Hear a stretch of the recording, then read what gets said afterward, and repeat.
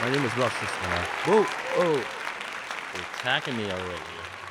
Right, first of all, I want to tell you something. I just want to congratulate the young lady who came up here. I forgot her name, but what was her name?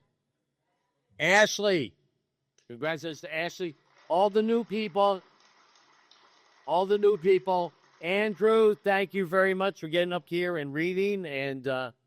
And Steph, thank you very much for that 10-minute talk. And I want to thank everybody here who's new.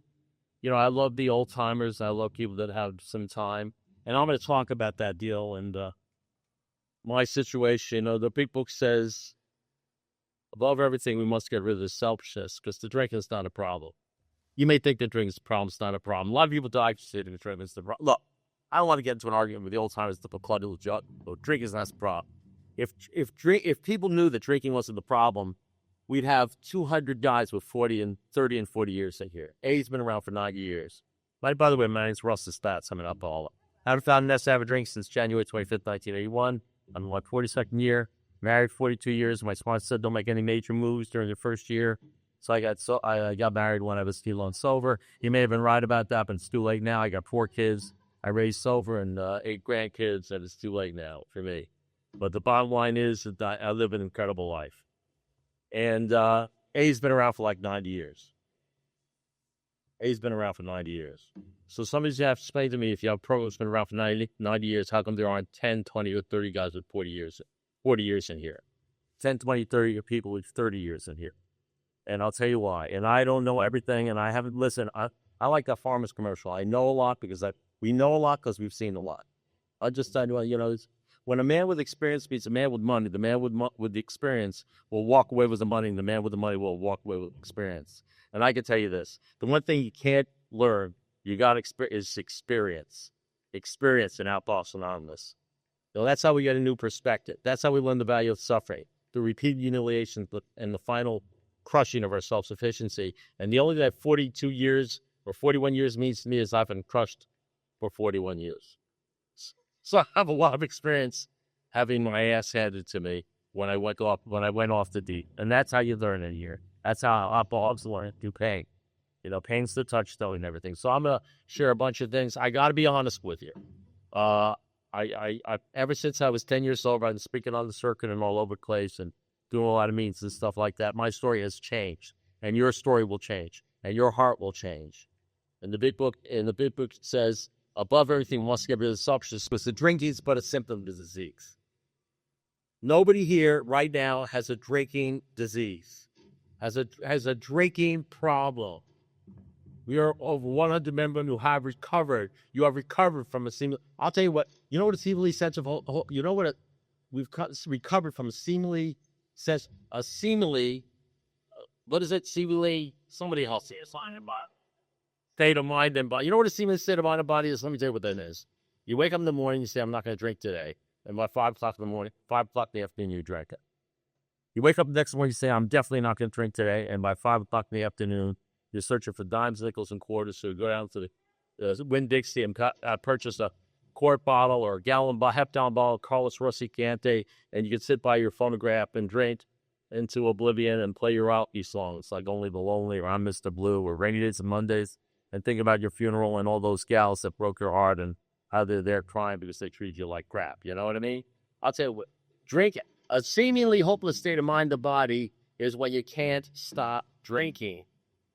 Let me tell you why I came down. I came down, folks. I don't know how you do the first step. I can't tell anybody how to do the step. I can't get somebody to do the first step because I personally believe, and this is my own personal, I drank my way into the first step. I promise you, I shouldn't promise this because I don't know everybody, but you drink enough, you will get to the point where you will come to realization that your bowels are outfall and your life's unmanageable. And I came a day, and this is what I said: I need help. I can't stop drinking. I'm an alcoholic because no woman, no car, no amount of money, no suit of clothes, no job, no nothing ever worked quite as well as just a few drinks. And if it worked for you, if it worked for me now the way it worked for me when I was 18 years old, I'd still be drinking it, but it doesn't work for me anymore. And it stopped working for me a long time ago. And the problem with me is it stopped working for me 10 years before I realized it stopped working for me, and I hurt a lot of people. And here's the deal. Here's how I've changed. In the big book, the real problem is selfishness, self-centeredness, driven by 100 forms of fear, self-delusion, self-seeking. That means we're delusional. You know what delusional means? We have no idea what's really going on. We think we know everything. We have no, let me tell you something. I graduated with Department of Honors Mathematics. I was military, my PhD in algebraic topology. I was a smart guy. I went to law school, graduated with a law degree. I became a division chief in the state attorney's office, the largest office in the state of Florida, doing major crimes cases, National Science Foundation fellow. I'm a real smart guy. The smarter I was, the drunker I got, and the more people I hurt. You know, I mean, I'll tell you where smart gets you. It gets you nowhere. Gets you nowhere in this field. And I'll tell you what the big book says. What the big book says is that we're outlaws, and we don't know. Can't you see I'm talking? The outlaws take things personal. You know that? You know? I told my sponsor once, one of my sponsors, I said, I'm sensitive. He says, no, Russ, great artists are sensitive. You're just touchy. It's different, you know? Our alcoholic life and the way we think and the way we are, sober, drunk, it doesn't matter, seems normal. Screaming at people seems normal. Blaming people seems normal. Being a victim seems normal. Feeling sorry for yourself seems normal. Every person you've ever hurt, every screw-up you've ever done, every crappy decision you've ever made seems normal. I'm an alpha. I can't recognize the true from the false. Our alcohol for life seems the only normal way. Above everything, we must get rid of the selfishness. Yeah, you can get rid of the alcohol. You can get rid of the drinking. What about why don't you try to stop your thinking? I'm sitting in my car. I'm 5 years sober. I'm driving along. I'm in the shower. I'm lathering up. All of a sudden, I hear this voice. You're an asshole. You ought to tell yourself. You're a loser. You'd never be okay. You're such an idiot. I look around the shower and see who's telling me that stuff. Who's saying that crap to me? There ain't nobody in the shower except me. You know, that's me telling me who I really think I am. That's my reputation. And if you're an alcoholic, you do that crap all the time. All the time. And you can run around and go to meetings and turn on TV. And let me tell you something, that's sober. That's sober you do that stuff. Let me tell you something. Alcoholism, I didn't even recognize alcoholism. Because before I came into AA, alcoholism could have reared its head 5 miles down the street, and it's approaching me. And before it even got close to me, I said, hey, I need a drink. Because I drank my alcoholism. Well, you get sober, that's when you find out about alcoholic fear. That's when you find out about the fear, the feeling sorry for yourself. That's when you find out the real deal about what this thing is really about. And so Big Book says, above everything, you must get rid of this selfishness. And how you get rid of something that you don't even know you have and you don't even think you have. You must, or it kills us. God makes that possible. Let me tell you something, not HB, not the flying monkey. God makes that possible. And I'm going to go into a little bit of that. So listen, if I upset you, if I disturbed you, I don't mean it. It's just something that always seems to happen whenever I talk. It's not my fault. You know, in other words, I'm a product of Alcoholics Anonymous and working these steps and doing this deal for 41 years. So if I seem like an idiot to you and I hurt your feelings, it's not my fault. But I want you to understand we have something called a spiritual absent. And it's an absent. You know what absent means? Like a lot of other things I say. So we never question it. We never pick it apart. We never say, why is it that way? Why can't we do that? It's an axiom. It's axiomatic. It's a spiritual axiom. It's a spiritual truth. There are material truths in this world, like physics and astrophysics and Newtonian laws and the theory of relativity, and then there are spiritual laws, and here's a spiritual axiom. Whenever you're disturbed, no matter what the cause, there's something wrong with you. So if you walk out of here and you're saying, who the hell invited that guy? I hate that guy. This guy's full of crap. Let me say something to you. You're either going to drink or you're going to write my name down on the list. You're going to say, Russell Spence. He thinks he knows everything. He called me this. He said this. Hurt my pride, hurt my ego. Where was I for? And then you're going to go through this whole thing. You're going to talk your problem. You're going to pray for me. And then 5 years from now, you're going to meet me and you get to say, you know, I used to hate you, but now I love you. And whatever I'm saying that pisses you off, that's disturbing you, I can guarantee you that's the same thing that I'm doing to you that you're experiencing that's screwing you up in the world with all the other people in the world. That thing, it's not me. Whatever it is that's bothering you, It's bothering you with all the other people in the world, a lot of other people who are like me or doing to you whatever you think it's doing for you. And one day, if you work this program and you ask God's help, you know what's going to happen? You're going to go hear me say something. You may not agree with it, but you want to know something that's not going to bother you. And the moment it doesn't bother you, because God has lifted that defective character, all the other Russels in the world that bother you are not going to bother you. And you know something? You're going to come to know heaven. You're going to know peace. Because we got a lot of guys that stopped drinking. We got a huge not drinking club, very small, rocking in the fourth dimension of existence club in here. See, here's the problem. I know a lot of guys, a lot of men. I don't know what's going on with the groups here, but I'll tell you what's going on with the groups in the rest of the world that I see. I wish I had $1 for every guy that said I had 5 years and then I drank. I had 10 years and then I drank. I had 20 years and then I drank. I had 30 years and then I drank. We got a gazillion people. You know the reason why, even though it's been around for 90 years, we don't have 40 people in here with over 30 years? If you really knew the statistics on how many people there used to be, one of the statistics was 0.5%. 1 in 200 people make over 20 years. You get this program. Bill Wilson said, what do I think of people that don't drink and don't go to meetings? I have no use for them. They have no gratitude. You get this program into your heart. You want to do this program. You stay sober. You stay here. You help people. You're around. You're sober. That's the deal. What do we got? 2 or 3 guys here? Me, that have over 40 years maybe?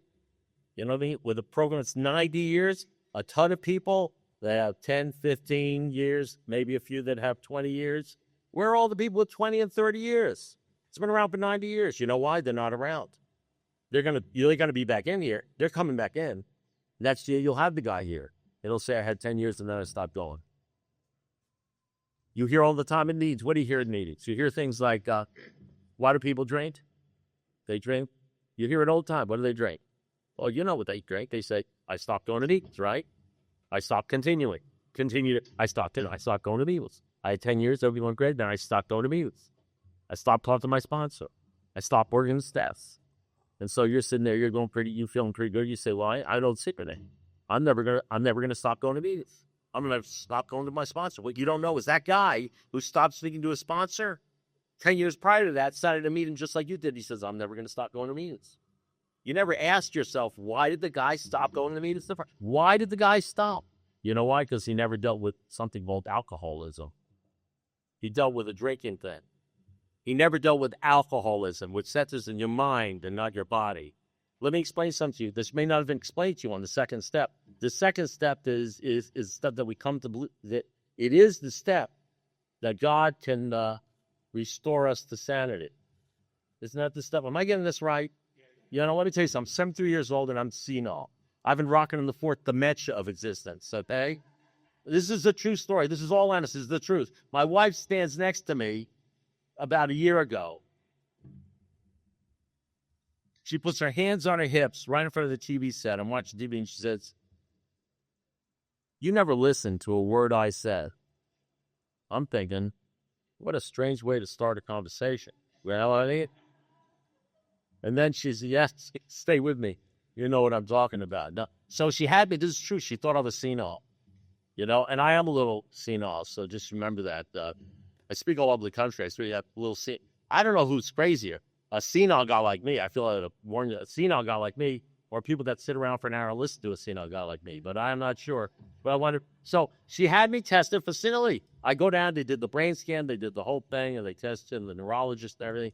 And they told her I'm not senile. She was very disappointed. But she had me tested for my hearing. She said I was deaf, and he says no, I'm not deaf. And the guy, well, what's wrong? It's selective hearing, whatever. I don't know what that is, but it got me in trouble. But in any event, and so here's the problem is when you become emotionally sober, Bill Wilson talks about emotional sobriety. He wrote when he was 23 years sober, he was going down the tubes. He was going down the tubes and couldn't understand why. He started AA, his whole thing was in AA, he was doing everything in AA, and it was going down the tubes. He almost drank again. And he wrote an essay, you ought to read it, when he's 23 years sober on emotional sobriety. He said the real problem with alcoholics are unhealthy dependencies. Idolatry, if you happen to be a Christian guy like that. You know what I mean? It's about depending upon things of this world. And you know what? You can't depend upon anything except to God. Anything except God. That's why God's open. That's why he's everything or he's nothing. And let me give you the clue. AA takes the position he's everything. He says half measures of ale is nothing. You know what that means? That means half measures of ale is nothing. There is no middle of the road solution. You know what that means? There's no middle of the road solution. You know what it means? We got to utterly abandon ourselves to him. You know what that means? That means utterly. You know what utterly means? You ought to look it up. It's even more than abandon. It's utterly abandon ourselves. You know, the Dr. Von, the good old timer, says the books that we found absolutely essential. How many people know what the word essential means? Yeah, listen, you know what it means? Essential. So if essential means essential, what does absolutely essential mean?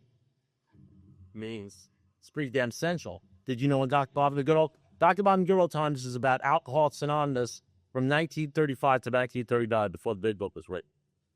You guys read the big book, right? This is this thing you go line by line. Does the big book say something like, rarely ever seen a person fail who has thoroughly followed our path?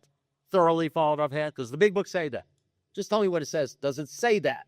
Rarely ever seen a person fail who is thorough. Anybody ever look up the word thoroughly?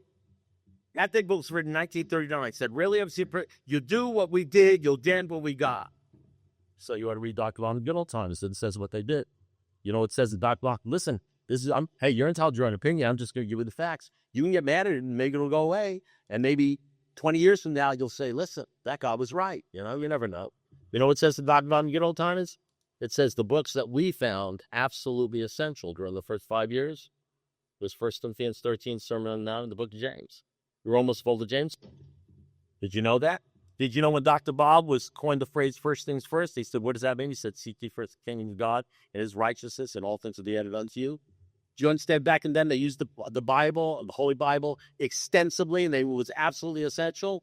When they wrote that book, you see, if you read the books and you look at what it's saying, and you don't make believe, and you stop not paying attention to stuff you don't like, you'll understand that most people read the big. You know, you do the program just like I do the program, don't you?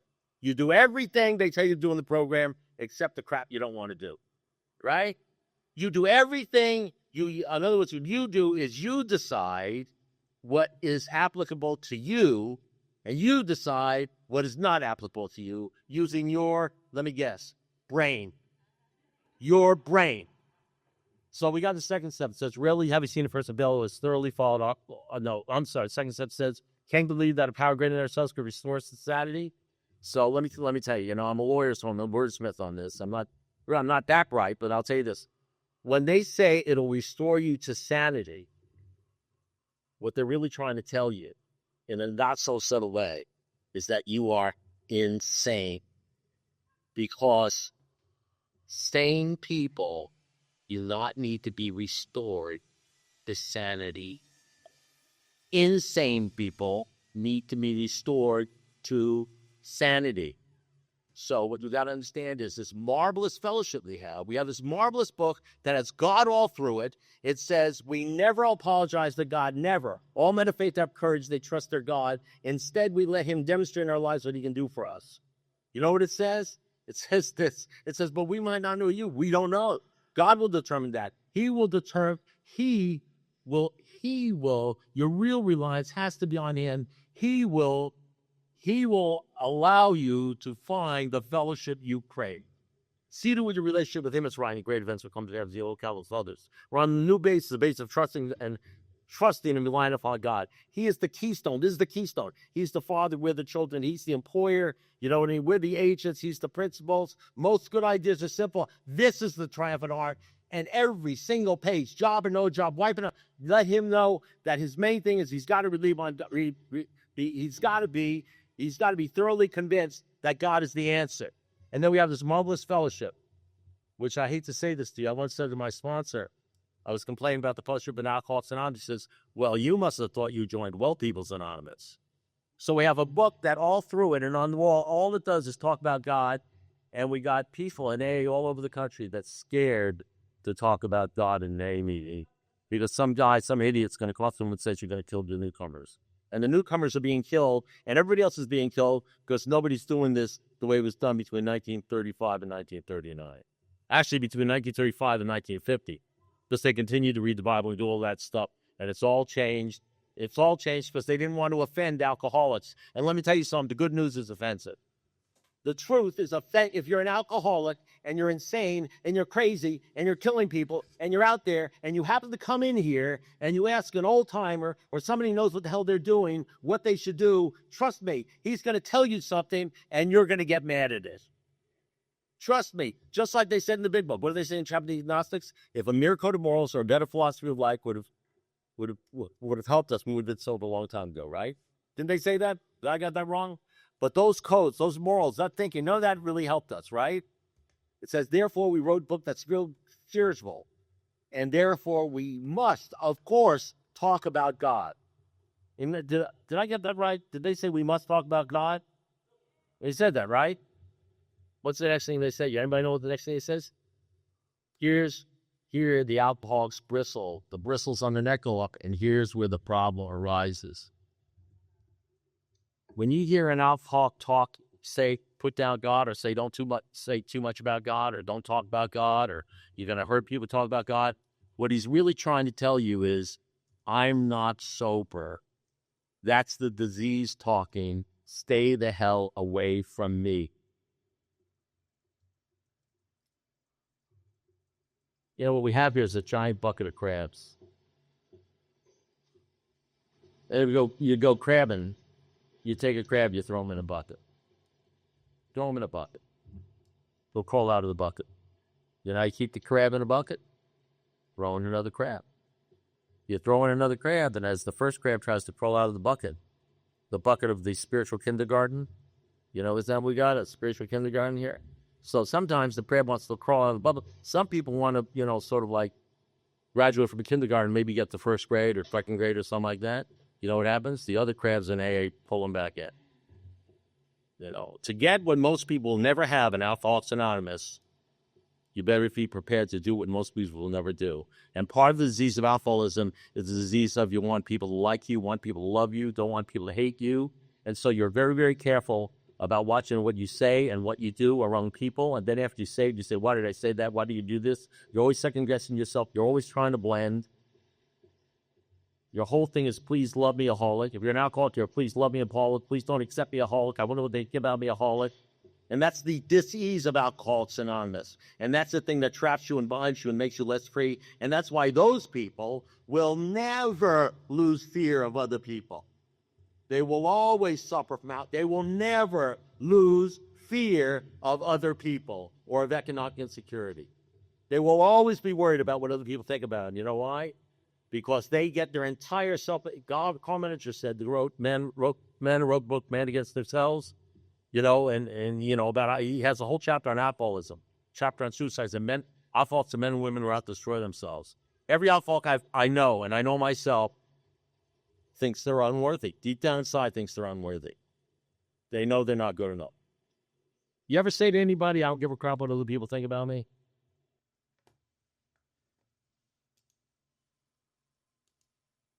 Hey, how about this? You ever tell yourself you don't give a crap what other people think about you? You ever tell yourself, I don't give a crap what they think? I don't give a crap what they think about me. You ever do that? You know, people that really don't give a crap what other people think about them, never say, I don't give a crap what other people think about me.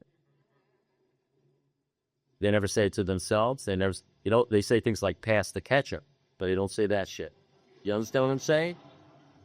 That's delusional alcoholics walking in the graveyard, lying to themselves, telling them there's something that they're not.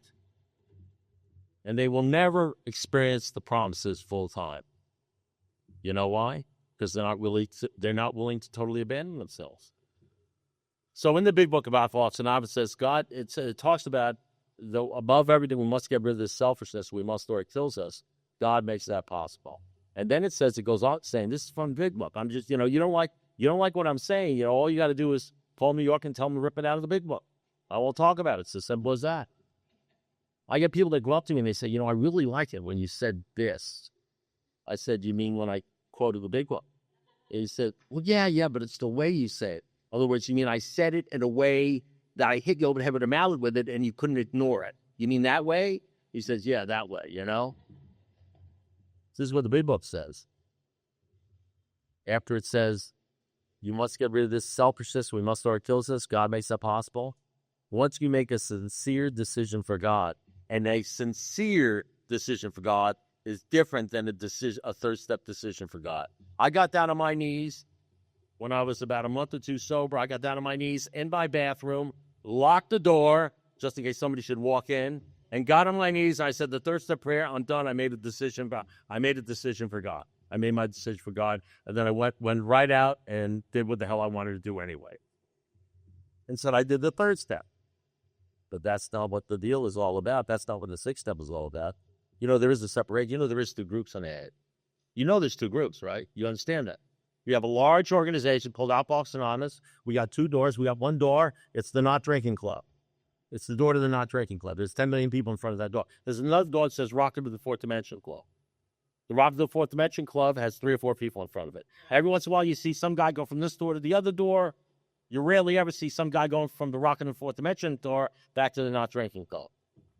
And the Not Drinking Club, the Rocket to the Fourth Dimension Club are those who get rocketing the fourth dimension of existence. And they experience heaven, and they know peace. It's more than just it's about joy. And you can always tell when you're with one of those, because they stand out. They're not scared. They're not scared of y'all. Because who they are and what they are doesn't come on. It has nothing to do with what you think about it. It has to do in their mind of what their God thinks about them. And what the big book says, it says once you make a sincere decision for God, all sorts of remarkable things happen. Being all-powerful, he gives you everything you need if you stay close to him and perform his works well. Perform it, because we all have works laid out for us, whether we like it now. And now, at 73 years of age, with 41 years sobriety in my 42nd year, my work is really working with guys that have a lot of time, over 5 or 10 or 15 or 20 or 30 years. I sponsor a lot of guys that 30 years, 35, that kind of thing. You know why? Because they're the guys I'm worried about. I'm not worried. I love newcomers. I'll work with newcomers. I'll talk to newcomers. But I'm worried about the guy who's got 11 years, has gone through all the meetings like he's doing time. He's not drinking, so he's just proved to himself he's okay, but he's the guy who's going to drink next. And you know why? You know why he's going to drink, don't you? Because nobody's talking about God. Because whenever you talk about God, you get pissed off, and it cowers alcoholics, because alcoholics are cowards. All men of faith have courage. Alcoholics don't have faith. They have faith in God. They give lip service to God. The 7th step says you can even say you have religious belief and earnestly believe in God, but it's a bunch of crap. It's bullshit. You want to know why? Because your faith is barren, because God is not the central factor of your life. And you know what it says in the big book? The great fact is this and nothing else. Nothing less than this, which means nothing less than this. God has to become the central factor of your life, and you must be convinced that he lives in your hearts and mind in a way which is indeed miraculous. He is doing for you what you can't do for yourself. And how do you know you're convinced of that? How do you know you're convinced of that? How do you know he's the central factor of your life? How do you know, like Bill Wilson said in Outbox Anonymous number 3, the Lord has been so wonderful to me. He's curing me of this He has cured me of this incredibly terrible disease. He's done everything for me. And what did Bob Dotson say about Bill Wilson? I'll tell you what he said about Bill Wilson. He said it changed my whole life. He called it the golden test, the name of Stevie's group. He said the gold because he gave all credit to God. And he talked about it, and so did Bob Smith. And so did St. Francis of Assisi. And you know how you know you don't really believe? Because you're scared to talk about it. Because you allow other people to cower you, which is okay. I'm not putting you down, because I was empowered too. We all have to grow into it. Because you have a fellowship where the whole thing depends upon God. Everything depends upon God. Whether you go to meetings, whether you continue to go to meetings, whether you continue to do the right thing. You don't even know what the right thing is. Because crap is going to happen to this world. You have no control over it. You're going to get brain cancer. People are going to die. You have no control over it. It's going to hit you. It's not going to be just one at a time or two at a time. One day, 3 of them are going to hit at the same time. And something's going to happen in your life. And you're going to be drinking after 11 or 12 or 15 years. 15 years. It's because you've got nothing to lay your hands on. You're going to find out about what's solid in here, what's not solid in here. So I don't care about the conference approved crap. I care about the founders approved stuff. This founders approved of this conference approved. This is just my story. You can hate me, you can like me, you can walk out of here, you can be pissed off at me. I'd like to be pissed off at me. The concept that 25% of you people could be out there thinking about me and hating me just excites me so much. It's unbelievable. I can't tell you how much it excites me. Man, I'm living rent free in that guy's brain. He's going nuts. He's either going to draw it, he's either going to drink, or come to some sort of realization that maybe I'm telling the truth. You know what I mean? And I don't even know who he is. I don't care. I'm just going to go on and saying the same stuff.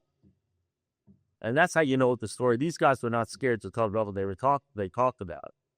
We're so scared people are going to walk away. Oh, we're so scared people are going to look at us funny. You know why? Because if they walk away and they turn their back on us and they hang up the phone and they don't come back to hate, that means that we're not good people. We're not good AAs, because our egos are so fragile. We have such a low opinion of ourselves. We're so unworthy. And I'll tell you something. I feel sorry for some alpha. They come in here and something. I'll tell you one thing. I can only tell you, I don't know how many people have sponsors I did. My sponsors like to give me a kick in the ass. Well, every once in a while, you need a strong review.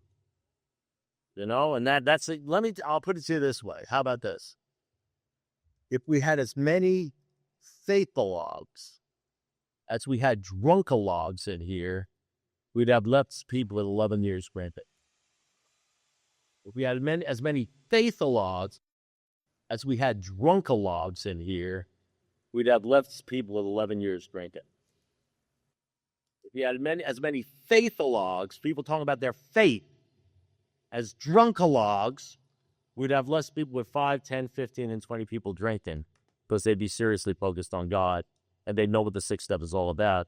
Because let me tell you, in case you understand the English language, the 5th step where we lose everything and we give up everything to get close to God, the 5th step, the 6th step says this. It describes a well-known clergyman, by the way, because we lose prejudice even against organized religion. We begin to see where some of the things they're saying is right. Probably missed that part. Especially when people are we have no problem with people putting down religion. We have no people when people say I'm an atheist or we applaud those people, even though A takes a stand against atheism and agnosticism. That's why they wrote the book, Chapter the Agnostic. This sort of thinking has to be abandoned. That's why they wrote the book. But you can say that stuff and nobody will criticize you. Nobody will say, don't say that stuff. There's newcomers here. This is all about God. But man, you start talking about God, man, they'll beat the hell out of you. Say you're killing newcomers, Let me tell you something. But we spoke more about, but you know something? We don't do that, do we? We don't talk about faith in here. We don't talk about God in here, right? You know why? Because it ain't well people's anonymous. Because we're all scared. What am I supposed to say about a person who's been here 5, 10, or 15 years who's scared to talk about God? What it means is, why should he talk about God? He's not grateful to God. His life isn't sold out to God. That's the deal. What am I supposed to say about him? So, to make a long story a little short, I'm obligated. So, the bottom line is, at this time in my life, what I talk about is the stuff I just talked about now. What I want to talk about is emotional sobriety. Your story changes. I used to spend 30 minutes talking about a drunkalogue or 40 minutes talking about a drunkalogue. It was very funny. People loved it. It was great. I told them when I came there, I'm going to do a little of that stuff, because that's my job, what it was like and all that sort of stuff. But nowadays, at my age, what I do is I have workshops and I work with people and I work with guys that have 10, 20, 30 years, who don't have a drinking problem. They just have a crazy problem. And you wouldn't understand. You wouldn't know about them. They just can't handle life and their marriages and all that sort of stuff because they know how to bullshit at an AA meet. They know what to say at an AA meet. Half the time, they don't even know what their problem is. They don't even think they have a problem because they've been told as long as they're not drinking, they don't have a problem. Once you stop drinking, that's when the alcoholism really takes over, takes control. Never worry. It's always talking to you. You ever hear anybody in AA meeting say, the committee? Had the committee going. You know what I mean? The 15,000 voices all saying bad crap about yourself and other people. Let me see. That's the committee. You want something? I want to tell you something. You can run around, do a lot of stuff. You can turn on TV. You can go out. You can watch a movie to sort of dull the committee. The committee never stops talking. And let me tell you something. Never worry about the committee talking, because at least they're inviting you to the meeting.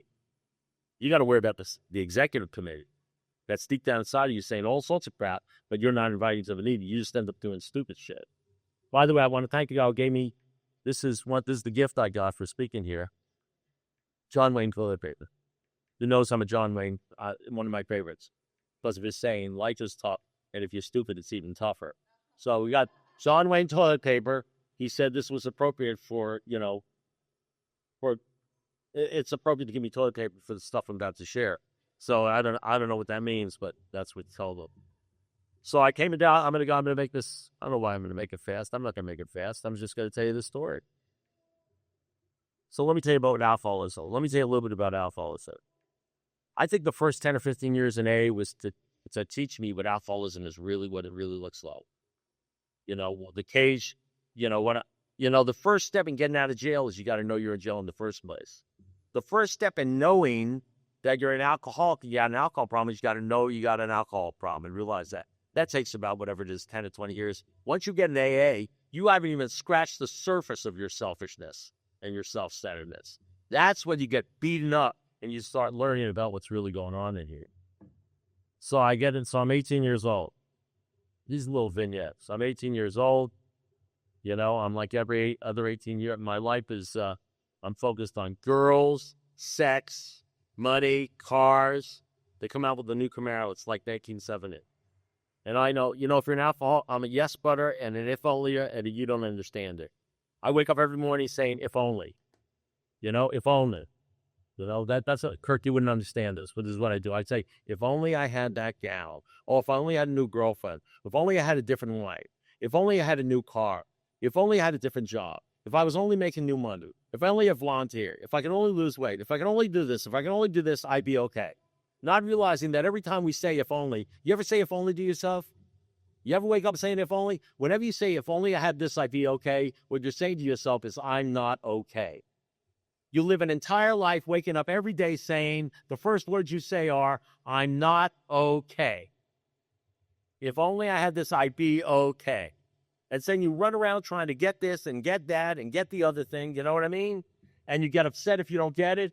And even if you get it, 5 minutes after you get it, it has a half-life of like 2 minutes, and then it's an if-only thing again.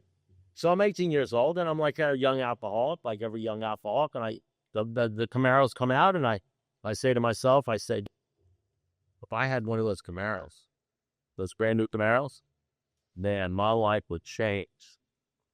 Well, some women say if I had that blouse. There's a lot of if-onlys. If I only had this, if I only had that, if I only lived in Arizona, you know what I mean? So I happened to inherit some money, around $6,000-$7,000. Back then, that's what cars were like going for or something. They weren't that expensive. Well, it was expensive at the time. And I run down because, I want to be immediately fixed, You want to get that blouse. You want to get that haircut. You want to get that tattoo. You want to get that thing that's going to change your entire life. Such insanity. Such insanity. That's, you know what that is, by the way? That's alcohol. Whenever you run down to get something that you think is going to change your life, you want to know something? That's alcohol. That's alcoholism. The drinking isn't alcoholism. Whenever you run down and spend money to do something that's meaningless because you think it's going to change your life, that's the real alcoholism. And then you worry about why your credit cards are so charged, stuff and everything. I mean, money's not important. It's just right up there with oxygen. And you worry about why you spend the way you do. And, why let me tell you something. I was 10 years sober when my spine, I was broke again after 10 years, and I make a lot of money, and I was broke again. And my sponsor told me, I didn't know this. Did you know this? When you spend more money than you make, you go into debt. Did you know? I didn't know that. I went up to Ray O'Keefe, and I said, I don't understand this. When am I get that promise? You will lose economic insecurity. Isn't there a promise you'll lose economic insecurity? Is there a promise? I'm sorry. Is there a promise about economic insecurity? So I went up to Ray O'Keefe. I said, I've been doing this thing for 10 years. I was the intergroup banquet chairman for 2 years. I was 8 years on Relay. I sponsored everything that moves, snakes. It doesn't matter. I sponsor everything. I'm doing steps all over the place. I'm speaking. I'm doing everything. And I said, I'm broke again. And he says, when am I going to lose economic insecurity? He says, what are you talking about? I said, economic insecurity. I've been doing this for 10 years. I'm doing everything. And when am I going to lose economic? He says, what are you talking about? Economic, he says, it doesn't say that. I said, it does say it.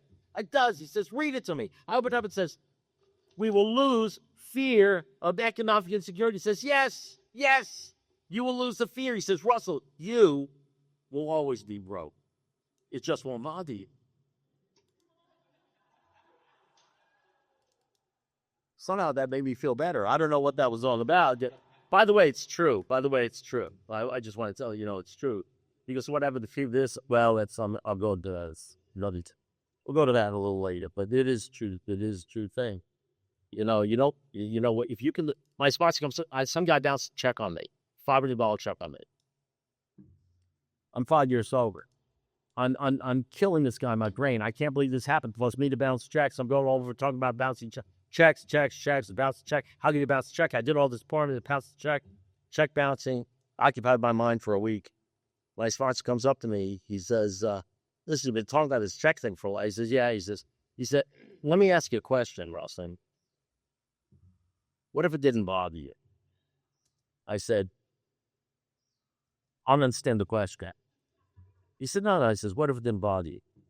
I said, Bob, I swear to God, I don't understand the question. What do you mean, what if it didn't bother me? He said, the guy down to check me. He says, yeah, but what if it didn't bother you? I said, I swear to God, I don't know what you're talking about. What do you mean, what if it didn't bother me?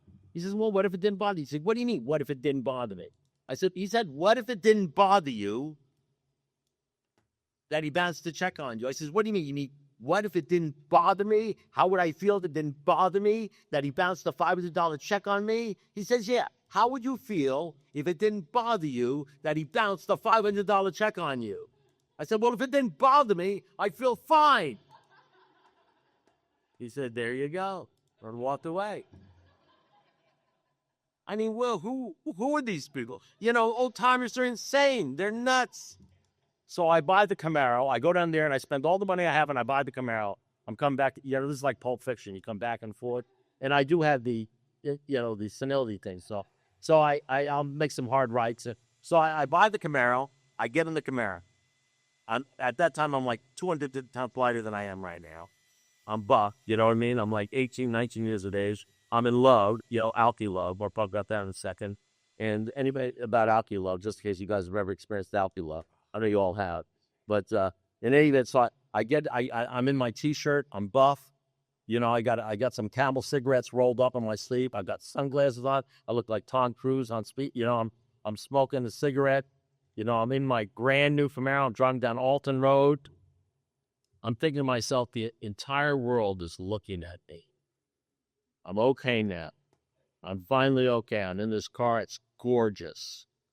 It's gorgeous. It's Saturday morning. There's nobody on the street. I thought every woman in China was looking at me. I'm on top of the world. I get the first light. Some guy pulls up next to me, to my right, with a brand new red Cadillac convertible. Some 50-year-old old Ford, with a gorgeous Playboy bunny sitting right next to him. I look at him. He looks at me. I look at him. He looks at me. I look at the car and the blonde. He looks at me. I say to myself, man, why can't I have a car like that? The feeling lasted 3 blocks. The payments lasted 36 months. Kept me coming back every year to get a new car. God forbid if I get a scratch in the car and it's going to cost me $300 to fix it, and I have to even pay the $300 to fix the car. I got to pay my rent. I'm fixing that car because that car is a reflection of me. And I don't want anybody to think I have a scratch on it. You know what that is? Alcoholism. That's the stuff that's what you're experiencing all the time now in the choices you made. So one day I'm in love with a woman. Love with her. Alky love. You ever been in alky love? You're always thinking about her. You're always with her. Of course, I'm 19, 20 years old. It's like sex every day. It's like unbelievable, that kind of stuff. You're into the sex. You're into the woman. She's gorgeous. You love her. You're always thinking about her. You're always worried about her. You're jealous. You're all that sort of like a possessive, alky love for a whole year. She lives in New Jersey. She says to me one day, around December, she says, my parents haven't seen me in a year. They want me to come home for Christmas so they can see me for 3 days. I look at the woman I love and I say, you're going to find this hard to believe. I say this, well, what about me? And she says, because apparently this has something to do with selfishness. She says, my parents haven't seen me in a year, but what about me? What am I going to do? And let me tell you something. Don't think I didn't know she had an old boyfriend at home. She's probably going to end up screwing him. You know what I mean? I knew what was going on. I wasn't stupid. And we had a big fight, and she left to be with her parents. And I'm sitting there in my home, and I'm thinking about her, and I'm getting physically sick because she left me, and I know what's going on. But then I had an idea, a brainstorm, because we're brilliant. We are brilliant. And there was a credit card I hadn't maxed out.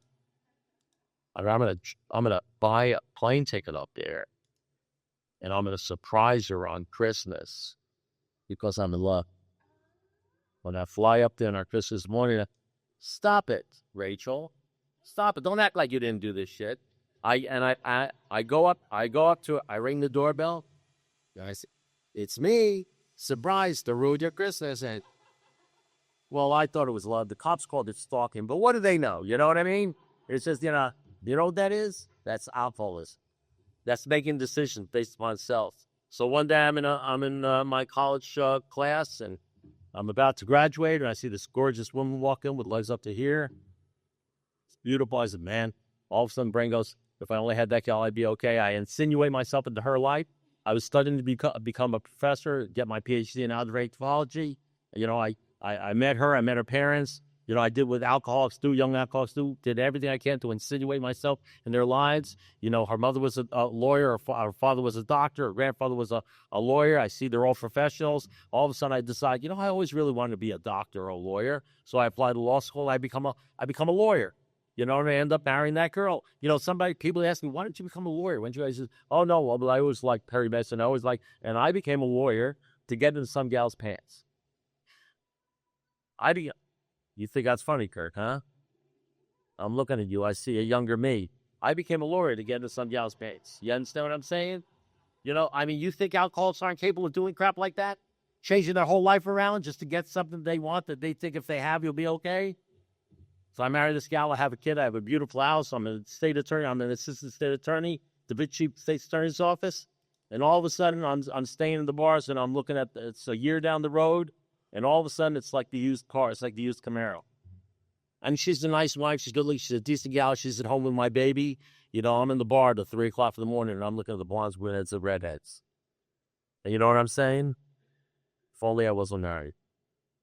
If only I wasn't married. You know, I'm proud of myself. I never physically cheated on my wife. I just stayed in the bar till 2 o'clock in the morning. Said Ebola. One Friday, she says to me, you know, let me tell you something. Come on, I'm leaving it. You come home drunk one more time, 12 words, I'm leaving you. As clear as a bell. Wasn't started trying to stop up, and she was like delivering the mail. I get in my car, I drive 3 blocks. And I say this. What the hell did she mean by that? It's going for my PhD in algebraic topology. I'm a lawyer, a practicing attorney, a division chief trying murder cases. She says, you come home drunk one time, I'm leaving you. And I'm going, what the hell did she mean by that? I am perplexed. What? Unless an alcoholic accepts his alcoholism and all its consequences, his sobriety will be precarious, and of true happiness will find none at all. One of the consequences of being an alcoholic is whenever you hear something or read something or you're told something you don't like, it confuses you. Which is why sometimes somebody will tell you something, it'll be the absolute truth, and you'll find out 10 years later after 15,000 slips, and you won't listen to them, or you'll read the big book, and it'll be right there in the big book, but you won't see it because you don't like it, and it confuses you. And your brain, your insane brain, will tell you it doesn't apply to you. So what ends up happening is the only people that actually really make it in here, is not people that use their brain, that people that follow other people and do what they're told and become disciplined. And the bottom line is alcoholics do not like to be told things. They not become disciplined. And that's why I have that little line. If you want what we have and you only go to A late to get it, then you're ready to take certain steps. Because what happened is 9% I did in my life over and over again repeatedly.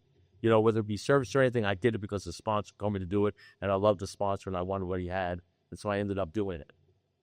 And then I got another sponsor. People ask me, why do you say you're sober? Why do you think you're sober for 41 years? I say, you know, I want to say the steps. I want to say the meetings. I want to say service. I want to say all that. But let me tell you what the absolute truth is. The truth is because I had these men surrounded by these incredible men in my life that I loved. I wanted to get close to my 8 daddies. I wanted them to respect me. I wanted them. And, you know, they're the ones that kept me here and said the nice little things they said to me. Like when I said to my sponsor, my first sponsor, and he was in my office, and I showed him my 50 diplomas and my degrees, and I said, Bob, who didn't even graduate the sixth grade, by the way, I said, Bob, these are my degrees. And he looked at me and said, well, you know, Russell, rectal thermometers have degrees, and you know what they do with those. When I told my sponsor, I said, I don't think I have the meetings on Thursdays. I had figured that out. He said, sure, as long as you never drank on Thursdays. I mean, or when he once said to me, what are you saying? He says, Russell, you know something? You know as much about life as a dog knows about his father. When I sat there, and I'm trying to think, I'm thinking maybe he's complimenting me. I'm trying to put that together because I was 33 years old. I was a practicing lawyer. I graduated with all this stuff and all these degrees. And in my entire life, I had never heard anybody say anything like that to me or to anybody else. And he said it. I'm saying, and I pictured in my brain, this is true. I picture my mate like a doggy family, like a doggy father and a doggy mother and little doggies. You know what I mean? And all of a sudden I got him, like I said, wait a second, a dog doesn't know his fault. You know what I mean? I think that's funny. This is my life. This is the tragedy that's in my life. I'm going to give you two more stories and we're out of here. You know what I mean? So I'd like to give you even more stories, but you know, what do you do after 41? When I walked in here, I had no story, right? No story. My story sounded like, well, you don't understand. I'm not at fault. I'm not playing. It's the other guy's fault, you know. You guess alcoholics are very well defended. You can't go up to them and tell them, you know, they'll say, you don't understand. I'm different. You know how I've learned? You're now sitting on mine saying, I understand that, but I said, I'll end up dying. You know what I mean? You got to flank them. You know what I mean? You hear other people's stories, then you start hearing stories about yourself. Yeah, you know, can you imagine after 41 years, how many stories do you think I have? Every day there's another story. But there's two stories that I want to tell you that I think is important. One of the reasons I think it's important to me, and it seems every time I tell the stories, somehow, some way, some guy comes up to me, he says, and they get repeated, he says, I'll never forget when you told that story. I got a ton of stories where people come to me and says, you know, you told that story, it changed my life. And there's stupid little stories. There's stupid stories. But I'm going to tell you two stories that are linked up actually close together that we're going to end this day. So I'm with my first sponsor, Joe Snyder. I had some incredible sponsors. Oh no, I'm sorry, you're right. That was Bob Sullivan. I was with Bob Sullivan. And Bob we used to go on 12-step balls, a lot of 12-step balls, you know, picking up people and doing stuff like that. But we had a guy that he was sponsored. He was like in the litter with me. He was sponsoring me. He was sponsoring a guy named Bobby. Okay? Bob was sponsoring Bobby, and he was sponsoring me. And Bobby, I was an alcoholic, but Bobby had another problem. He was like an alcoholic with another problem. He had that 30-day thing. You ever ate an alcoholic with sometimes it's a 90-day thing, where they're great for 30 days or 9 days, and then they drink again. And they'll say things like, I'm coming up on that time again. Like it's sort of like they're cursed.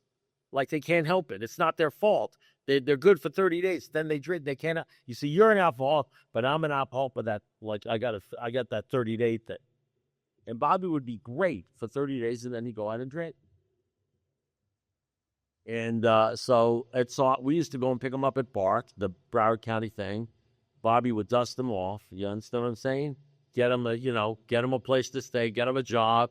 He'd be okay for 30 days, and then family's gone, and then we're back up to BARC picking up Bobby. So this is like the third or fourth time we're picking up Bobby.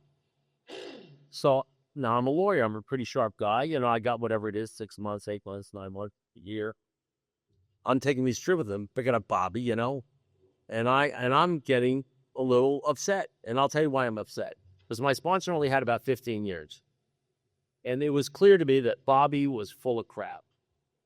And Bobby was never going to get sober. And Bobby was using my sponsor, and abusing my sponsor. And my sponsor wasn't smart enough to understand it. And I was ticked off. I mean, I'm an attorney. I had notes. I had 3x5 cards. I had photographs. I had videotapes, audio tapes of the whole thing. And as we're driving up, I said, you need to turn this thing around. I said, what? He says, let me tell you something. We did this last month. We did the month before last. I mean, I hit him with all the facts, and I was so right. Let me tell you something. I was alky right. If you disagree with me, you got to die because you're so stupid, And so I was hitting him. He did this all the time. He doesn't care about you. He doesn't care about me. He doesn't care about anybody. All he cares about is himself. He's a bunch of crap. We got to turn this thing around, leave him up there, let him rot, all this stuff, because I was so right. And you wanted something? I was right. You wanted something? I was right. And everything I said was right. And I was, yelling and screaming and getting mad. And, I have a lynch mob in my mind, and I'm going crazy. And you know how we are. We repeat ourselves. And now I'm getting myself.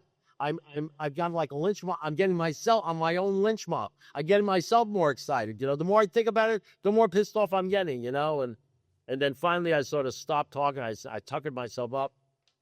And Bob looks at me and says, oh, thank you.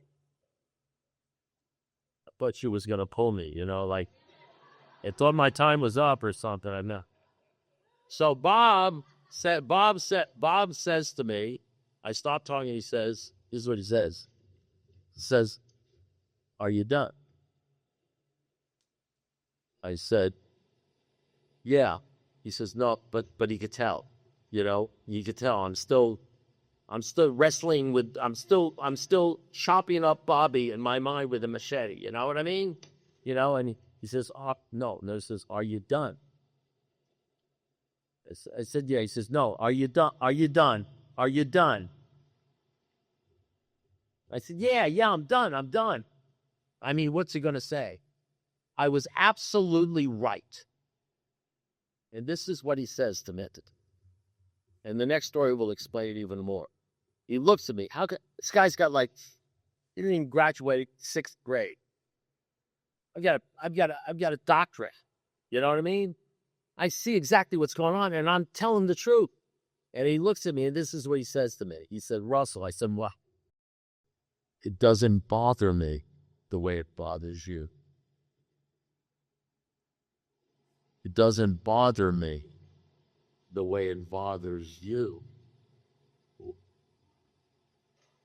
I said, how can it not bother me? How could it not bother you? Everything bothers me. How could it not bother you that he's doing this? 10 years later, sponsor all the people in the world, doing all the stuff we do in there, everything, You got to watch out when you say that. I used to say to my sponsor, I'm doing everything. He says, you're doing everything. One time I said to this sponsor, Bob Sullivan, I'm doing everything. Everything. I was saying, I'm doing everything, and it's not working. He said, you're doing everything. He says, well, you must be one of the rare leagues. I said, what? He says, you must be one of the rare leagues. I said, the rare leagues? He says, yeah, the rare leagues. I said, what are the rare leagues? He said, well, they talk about it every meeting you go to them. I said, they don't talk about it in meetings. I go, no, every meeting you go to, they talk about it. They talk about the rare leagues. I said, no, they don't talk about that. Every meeting you've gone to, they talk about the rare ones. The rare leagues. So when he says, don't they say, rarely have we seen a person fail who has thoroughly followed our path? He says, yeah. He says, didn't you just tell me you're doing everything? I said, yeah. Didn't you tell me it's not working? I said, yeah. I said, you're one of the rare ones. It's not going to work for you. You got to leave. I look at him like somebody killed my pet dog. You know what I mean? I got to leave my hand. You're not leaving. Don't tell me you're not doing. Have you done your 4-step? Well, no. 10 years later, I got another sponsor. My Bob Sullivan died. My sponsor is now Joe Snyder. And my lovely wife, unbelievable. I can't even explain to you. I mean, if you guys were on the jury, you'd be on my side. Trust it. I'd sell this to you. I go up to Joe Snyder and I say, I'm divorcing my wife. I mean, I got 3 kids now. I'm divorcing my wife. He says, you're divorcing your wife? He says, I didn't sign up for this shit. I didn't sign up for this crap. And then I explained to him for 20 minutes exactly what she did and exactly what she said. and exactly how she acted, specifically. And I want to tell you something. I would talk to any jury in the world and explain to them what they did. They'd say, kick this gal to the side. You know what I mean? You don't need to put up with this crap. And I can tell you this, the guys in the bar would have definitely agreed with me, you know? And so after I explained to him everything he did and why I was going to divorce her, he said this to me. He said, so why are you upset? I said, what? He says, why are you upset? I said, what do you mean, why am I upset? He says, why are you upset? I said, I just spent 20 minutes telling you. I mean, I don't know about you, but I'm an alcoholic. If there's one thing I know, I may not know much, but I know why I'm upset. I will tell the entire world why I'm upset. I'll tell I'll tell guys I don't even know. I'll stop on the street. Let me tell you what my wife did. I know exactly why I'm upset. He said, why are you upset? And I told him, I said, I just told you. I spent 20 minutes telling you exactly what she did. And he looks at me and says, Russell, that's not why you're upset. I said, what do you mean that's not? He says, that's not why you're upset. You mean everything I told you what she did, that's not? He says, that's not why you're upset. You mean when I told you? He says, Russell, that's not why you're upset.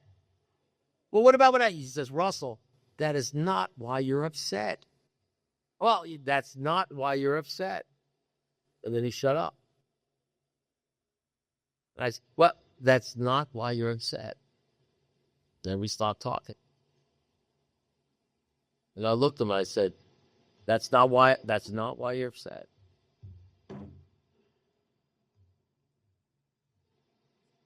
Well, you know why I'm upset? Oh, yeah, I know why you're upset. Yeah, I know why you're upset. You know why I'm upset? Oh, yeah, I know exactly why you're upset. You know, yeah, I know why you're upset. I said, well, you going to tell me? You're going to tell me why? He says, I don't know. Do you really want to know? I said, well, of course I want to know. Why am I upset? He said, this is what he said to me. These are the exact words he said. Listen, stupid. You're upset because we're upsettable. So what is this, like Zen AA?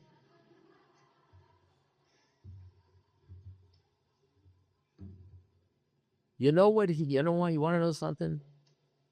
Whether you know it or not, and I realized it now after looking back, but you look at things up, that's the exact same thing that Bob Sullivan said to me 10 years prior to that. That's how far I had progressed with all the stuff I did with this disease. You remember what he said? 10 years prior, I'm sitting in his car, I'm screaming and yelling about Bobby Stearns and how Bobby's using us, and I'm yelling and screaming, and I was absolutely right about what Bobby was doing. I was absolutely right about everything I said. Everything I said was factually correct. And you remember what he said to me? He said, it doesn't bother me the way it bothers you. I'm not upsettable. It doesn't upset me. The things that upset you don't upset me. 10 years later, Joe Snyder's telling me the same thing. That's why we have that spiritual accident. And whenever you're disturbed, no matter what the cause, there's something wrong with you. You may think I said something to piss you off. You may think you have every right to be upset about me. Let me tell you something. You got a problem. You have a problem. You need to find out what that is, because that's messing you up on the outside world all over the place, whatever it is. Being upsettable. So what happens? You work this. Well, I'm not going to go into any more of this. If I started another riff, it'll be an hour and a half. The bottom line is, I will tell you this. I will leave you with one thing. When I was 10 years sober, and has nothing to do with anything you guys have to do. I'm just telling you, this is what I did. Because I always like to share this, because we're supposed to tell our experience, strength, and hope, right? So this is my experience, okay? When I was 10 years sober, and this has to do with the God thing, and I was doing everything in AA, and I went up to somebody and I said, I don't know, I'm not feeling well, because I was like doing time in AA. You know, they reach the point in AA where you'll get to I call it an invisible ceiling, a glass ceiling, where you're doing everything, you're going to every meetings, and the meetings Now you got 10 or 15 years. You want to know something? You're not learning anything in the meetings. You're not hearing anything. You're not hearing anything that's helping you with the meetings. You know why? Because they're all drunkalogs. And you don't need a drunkalog. You need a faithalog. You don't need a drunkalog. You need a faithalog. Because you're not drinking. And you're absolutely have taken the first step. And you're powerless over it. And you got to put the plug in the jaw. And what? You don't drink one day. You're into all that stuff. But you need somebody to tell you why when you're doing all these things, you're still crazy. And nobody's talking about that in AA. And nobody's going to talk about that in AA. Because to talk about in AA, they're going to have to talk about what Bill Wilson was talking about. Unhealthy dependencies. And to talk about unhealthy dependencies, they're going to have to talk about how you don't focus on the world. And in order to talk about how you don't focus on the world, we're going to have to talk about having a binding conviction in God and focusing on God. And then you won't have to focus on the world. And the worldly things won't bother you. The worldly clamors that are mostly within yourself. So you don't hear that message. So some guy who wasn't in AA said, you ought to go to Bible study. And I said, no, you don't understand. I'm a Jewish kid from New York. I don't go to Bible study. And besides, I'm an AA. I don't think that's allowed. Because everybody in AA told me that religion is bad, and God is bad, the Bible is bad, all that stuff is bad, and all I have to do is just not drink and go to meetings and do all that sort of stuff. So I started going to Bible study. I sat with 40 men that were 20 years older than me who have been studying and doing the same stuff that we're doing. The only difference is all they wanted to talk about was God. Everything was God. Every focus was unlike AA. Just like AA doesn't want to talk about God, all these guys wanted to talk about was God. And I sat next to a guy who had 50 years sobriety. And he was a pastor. His name was John Glenn. Is he an astronaut? No, he used to call himself future astronaut. We'd go out to have dinner. And I'd be at a Denny's, and I go to side. He says, "What are you doing, Russ?" I said, "I'm about to eat." He says, "You can't eat. We got to give thanks to the Lord." And he'd sit there, and I'd sit there while he's praying one of these long Baptist prayers. And I'm looking around to see who's looking at me because I'm worried, not that I give a shit what other people think about me, but I'm looking around. And then after he was done, he was turned to me and say, "Russ, now the food. Listen, I'm like 40-something years old. I'm a practicing attorney." And he's looking at me and says, "Now, Russell, the food will taste better because it's got the special ingredient. Let me tell you something. The man and woman you're going to be in 5 years will depend upon the people you hang out with and the books you read. And the books you read will depend upon the people you hang out with." And I hung around with this man for 15, 16, 20 years until he died recently. Now I have a new sponsor. You don't hang around with men like that. You don't hang around with men like that who introduce you to other men like that. You understand? A well-loved clergyman, that's the people who Bill Wilson was hanging around. Sam Shoemaker, Ed Dowling. I mean, you're not hanging around with men like that and come away with a flippant idea about God. You understand what I'm saying? I had to leave. And let me tell you something. I was going to as many AA meetings. I was going to 3 AA meetings a day. I was doing all the AA stuff. You want to know something? Well, you know something? I had to escape the buffet of France. I had to leave the spiritual kindergarten.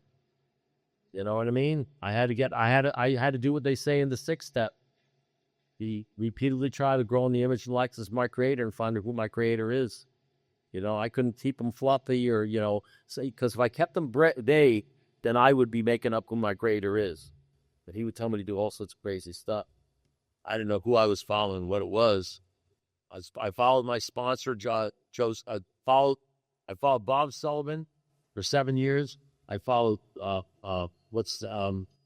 Joe Snyder for 10 years. I followed John Glenn for 15 years. Now I'm 73 years old. I have a sponsor who I love, but you want to tell them we're really good friends because we believe in the same God. And so now I have to follow somebody else. I gotta really follow somebody else. And I gotta say something. The good news for me is I know exactly what I'm following. It's not fuzzy with them. You understand? It's not a fuzzy thing with me. I can't afford to have a fuzzy goal. You know what I mean? I just can't do it. You can do whatever you want to do. But one day when you've got 10 or 15 years, you got 20 years, and it's 3 o'clock in the morning, you're lonely, or you feel separated, or you feel like things aren't working out for you, maybe you'll remember this talk. Maybe you'll remember, and you're trying to figure out what's going on because you're sponsoring the whole world, and you're doing everything in Alcoholics Anonymous, and you find out you really have no relationship with God. Zero. That's some sort of make-believe thing. You're just telling yourself stuff. And you're not convinced. And you have doubts. you know, you might think back on this thing and think I wasn't so crazy. So thank you very much. That's all I have to say.